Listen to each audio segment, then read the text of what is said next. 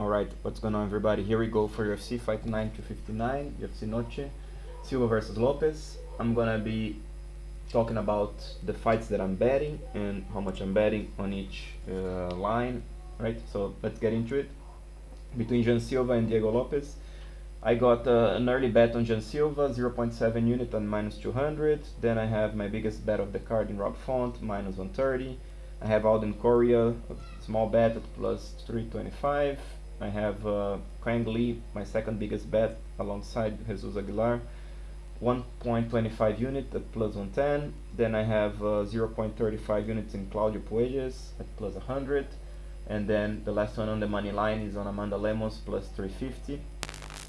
On the props, I have Jean Silva and Diego Lopes go the distance at 0.7 unit at plus 220. I have Jean Silva by decision, 0.25 unit at plus 400. I have Seni Sando and Dochenko go the distance at 0.3 unit at plus 180. I have Dochenko by decision at plus 500, 0.15 units. Then Rob Font by decision, 0.2 unit at plus 125. Then Diego Ferreira round 3, right? So he finishes Hernandez in round 3 for 0.12 unit at plus 1800. So this is the betting strategy. So I haven't yet made the video that I explain how I get to these numbers, there's color codes and everything. So at this video I'm gonna do my best to explain. So feel free to subscribe, like the video, and wait up for the other one if you are interested to knowing how I come up with this. But let's break this down now. Okay, so let's start with Jean Silva and Diego Lopes. So these two lines here. So basically the idea here is that I don't typically take the guy that is with lots of hype behind, but I think the hype here is real. Jean Silva, to me, he's good everywhere, right? He's young, he's strong, right? He's carrying the momentum. He's good on the feet. He's good on the ground, right? And the fight against Diego Lopes, but basically I think I'm pretty sure what will happen here is that Jean Silva will be able to keep this fight standing. Diego Lopes is an outstanding jiu-jitsu fighter. He has the grappling advantage here, but I think Jean Silva will be able to keep it on the feet and basically win more strikes, win on the feet. I don't think Jean Silva finishes Diego Lopes, even though this is possible. Jean Silva showed to have big power, but Diego Lopes is tough, and I think he survives, right? So I think Jean Silva scores a decision here. So as you guys can see, I have a bet on Jean Silva, and I have a prop bet on him by decision and fight go the distance, just in case Diego Lopes wins a decision for some reason. I don't think it will happen. So yeah, I think Jean Silva by decision, it's a good one. It's a good bet. So the next one, my biggest bet of the card, Rob Font and where is him? David Martinez. So yeah, basically, I mean, David Martinez is a tough guy, but to be honest, guys, he will try to find a knockout shot. I don't think he will do against Rob Font unless Rob Font makes a mistake, which is not impossible. The problem that I have with Rob Font is he can at times, hang in there, try to, show that he has power, try to knock a guy out. If he takes such risks, Martinez can find a knockout shot, but I don't think it will happen, to be honest. I think Rob Font, his experience will be the difference on this fight. He should be able to most of the time do the jab and the straight right hand. So it could be a boring fight, right? But if Rob Font plays strategically, I hardly see him losing. But again, it can happen that he gets inside, gets knocked out, but I don't think it's likely. So that's why I like Rob Font here a little bit. So this color code, by the way, means that I'm pretty confident on this bet, right? I mean, I think it's another good bet here in Rob Font. And the money line, I'm picking him by decision.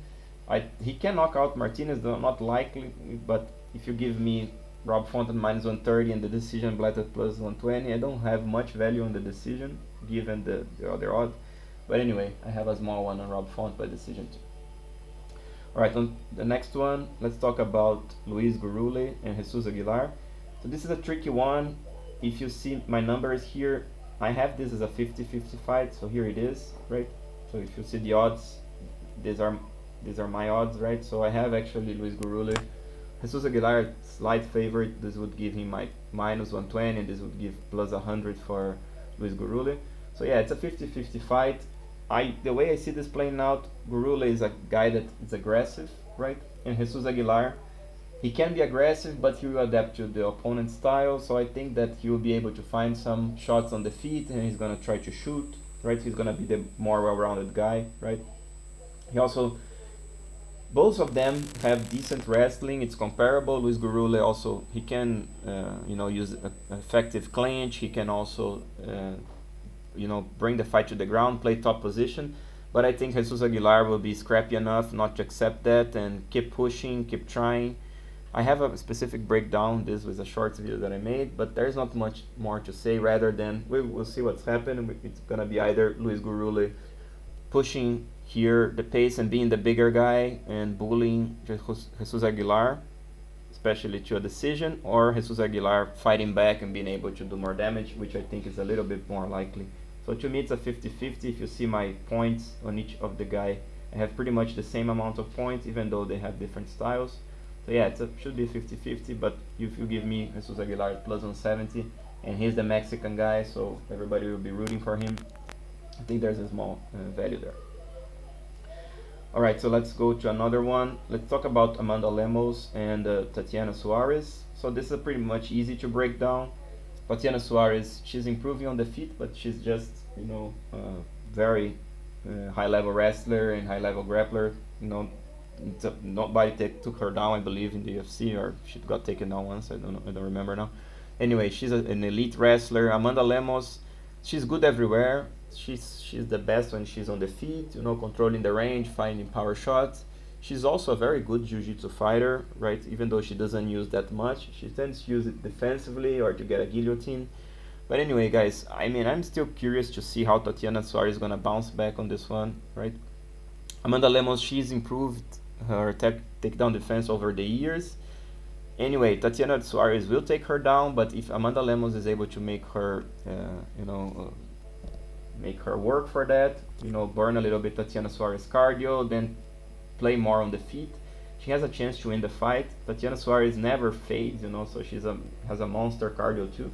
So you may think that this bet is, doesn't make much sense, which maybe doesn't, but anyway, I feel that Amanda Lemos has a small chance, both for a guillotine, and she can, be able to do more damage on the feet. Maybe Tatiana Suarez will take top position, but not do much damage, right? Not gonna be able to control her too much, maybe, right? So there is some chance for Amanda Lemos, so that's why I have a small bet on her. Yeah, but this one is a little bit tricky. Anyway, let's go to the next fight. Then I have, who I didn't speak about yet. So the last one I haven't spoken about yet. So it's no, I haven't spoken about Alden Correa. And where is him? I think I haven't put him here. So Alden Correa and Alessandro Costa, right? I don't think I have him here. Yeah. So Alessandro Costa is the veteran. The man is built like a tank. Why he should have all the advantages here except for the chin and the toughness. So if you see how many points I have for him here, I have like 8 points for toughness, because he's tough overall, even though he can get knocked out. So Alden Correa, he's a debut fighter, is always tricky, but I feel that this guy, he fights better than what his experience shows, and I feel that he can come forward, he can land on Alessandro Costa, maybe drop, maybe even finish on Alessandro Costa. So yeah, it's another small bet on Alden Correa. Alessandro Costa is the more powerful guy, more well-rounded, elite jiu-jitsu. He trains with Diego Lopes.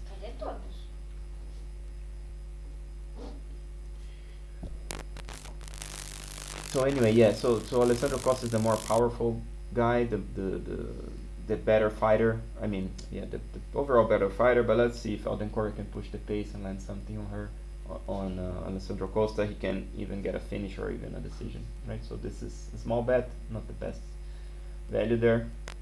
Anyway, so on to the last one to break this one down and finish this video. Then it will be Daniil Donchenko and Rodrigo Cenisando. This is a difficult one to predict because they're both coming from the Ultimate Fighter. The difference in styles here is quite obvious, though. Rodrigo Cezinando is a guy that throws powerful hooks, right? He loads up a right hand and he does jiu-jitsu, basically this, and he holds guys on the clinch. Daniil Donchenko is like a guy like likes to stand his ground. He likes to trade. He likes to be sharper on the feet, and he's a guy that starts lows and finish very strong, right? So I don't think it will be a finish for Rodrigo here, even though Daniel can bang, can stand the ground and bang. Rodrigo can find that powerful right hand and maybe finish him on the ground. But I think that Daniel Donchenko, at 23-year-old, he's still pretty tough, right? I think he survives. I also think Rodrigo Cenisando is pretty tough. I think he survives, and though Donchenko, round 3, he's pretty dangerous because he starts throwing a lot to the body, and this guy has some power and has some accuracy and skills. Anyway, I think this goes the distance. That's why I'm taking this prop here, that they go the distance, and I think that there's a chance that Cenisando wins decision. Like I said, maybe playing top position or maybe holding Donchenko, controlling him more. But anyway, yeah. So yeah, Cenisando could hold him on the fence, right? Donchenko on the fence, or no, get top position. Donchenko can't escape, type of things. But anyway, I think that Donchenko is pretty solid. He should be able to do more damage and win a decision. But again, this guy can finish him, especially in the later rounds. All right. So I hope you guys enjoyed this, and yeah, good luck with your bets, and something. Always, we are around here.